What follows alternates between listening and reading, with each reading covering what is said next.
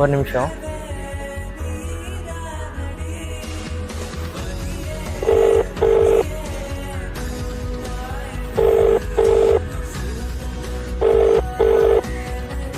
Hello Navya, சொல்லுங்க. Please எனக்கு இனிமேல் கால் பண்ணாதீங்க.